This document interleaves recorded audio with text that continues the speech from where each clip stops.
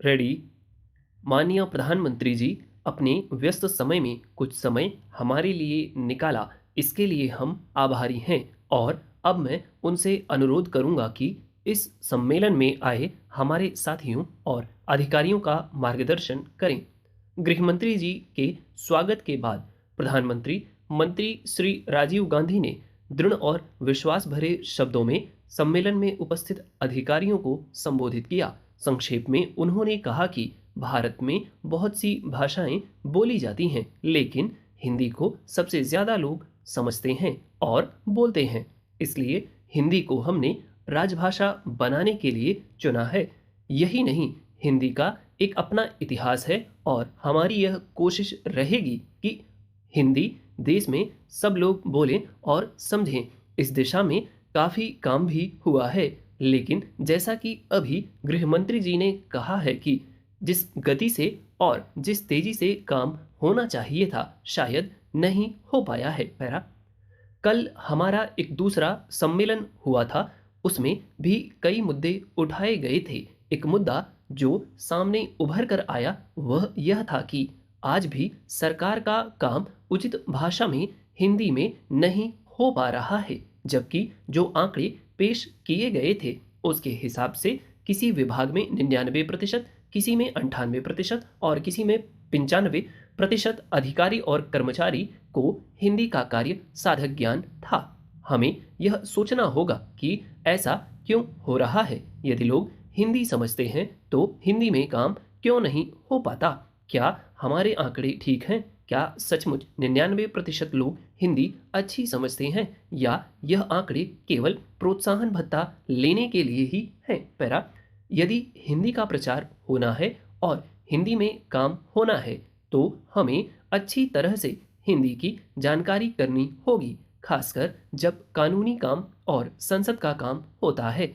हमें यह भी सोचना होगा कि हम किस कारण से इस दिशा में पीछे रह गए हैं, कहाँ पर हमने ध्यान नहीं दिया, और उसे ठीक करने के उपाय भी सोचने होंगे। हिंदी का प्रचार करते हुए हमें यह भी ध्यान में रखना होगा कि दूसरी भाषा बोलने वाले लोगों को यह अनुभव नहीं होना चाहिए कि उनके ऊपर हिंदी जबरदस्ती थोपी जा रही है, क्योंकि अगर उन्हें ये लगा तो वे विरोध करेंगे। जो काम हम प्यार से और समझाकर कर सकते हैं वह जबरदस्ती करने से नहीं हो पाएगा। इस बात को अच्छी तरह से समझकर ही हमें हिंदी का प्रचार करना है। साथ साथ हमें यह भी देखना है कि भारत जैसे बड़े देश में, जिसमें इतनी भाषाएं बोली जाती हैं, वहाँ यह भी बहुत आवश्यक है कि एक भाषा ऐसी हो जिसे सब लोग समझें और जो पूरे देश को एक सूत्र में बांध सके। हमने इसके लिए हिंदी को ही चुना है। पैरा, सभापति महोदय, मैं आपका आभारी हूं कि आपने मुझे बोलने का अवसर दिया। मैं कृषि और सिंचाई मंत्री के अनुदानों की मांगों का समर्थन करने के लिए खड़ा हुआ हूं। मैं कृषि मंत्री को बधाई देना चाहता हूं कि आज पहली बार खेती की ओर कुछ ध्यान दिया गया है और गांव तथा खेती को प्रधान बनाने की बात कही गई है। वैसे पहले भी गांधी जी कहा करते थे कि गांवों को प्रधान बनाने से ही देश की उन्नति होगी। गांधी से मेरा तात्पर्य महात्मा गांधी से है, श्री साठे साहब के गांधी जी से नहीं। जिस व्यक्ति ने देश को तबाह किया है, अगर उसको थोड़ी देर के लिए रोका गया तो साठे साहब को बेचैनी हो गई और उन्होंने काम रोको प्रस्ताव पेश कर दिया। जब हम लोग जेल में 20 महीने रहे, जहां हमारे कई साथी मर गए, तब साठे साहब की आत्मा कहाँ गई थी? वे उस समय भी तो इस लोकसभा के सदस्य थे। पैरा, महोदय, अन्य लोगों की तरह किसानों की भी बुनियादी आवश्यकताएं होती हैं। मैं पिछली सरकार से पूछना चाहता हूं कि क्या उसने पिछले 30 सालों में किसानों की किसी समस्या को हल किया? क्या किसानों के लिए भोजन की ठीक व्यवस्था हुई? किसान अच्छा अन्न पैदा करता है, लेकिन कुछ अधिक पाने की इच्छा से वह उसको बाजार में बेचता है और स्वयं मोटे अनाज पर अपना गुजारा करता है।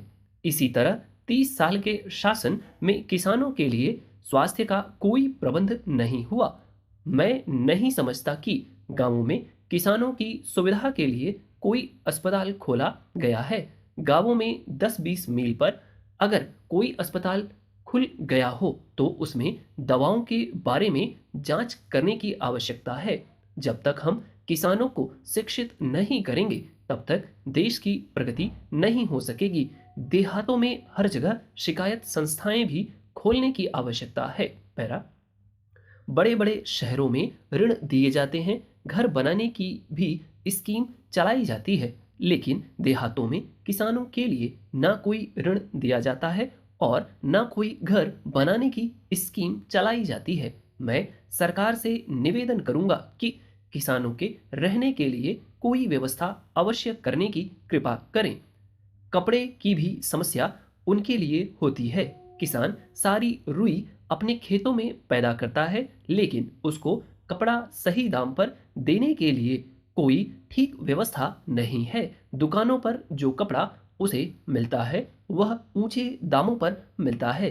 इसलिए कुछ ऐसी दुकानें खोली जाएं जिन पर जो लोग रुई पैदा करते हैं उनको उचित मूल्य पर कपड़ा दिया जाए।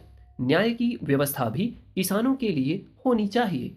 पंचायत को कुछ अधिक अधिकार दिए जाएं और उनको आदेश दिया जाए कि लोगों को अच्छे से अच्छा न्याय दें।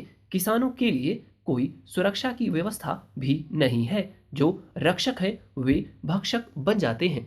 ऐसे कैसे देश बढ़ सकेगा। आई होप डिटेशन आपको पसंद आई हो, और कोई सुझाव है तो कमेंट बॉक्स खुला हुआ है, वहाँ पर अपने सुझाव दे सकते हैं। कोई शिकायत है उसको भी लिखें, और आप रिपोर्टर हैं, अपने साथियों के साथ वीडियो को ज़रूर शेयर करें। इस डिक्टेशन में मेहनत लगती है और आप लोगों का साथ ही इस डिक्टेशन की सीरीज़ को आगे ले जाएगा। That's all for today. Thanks.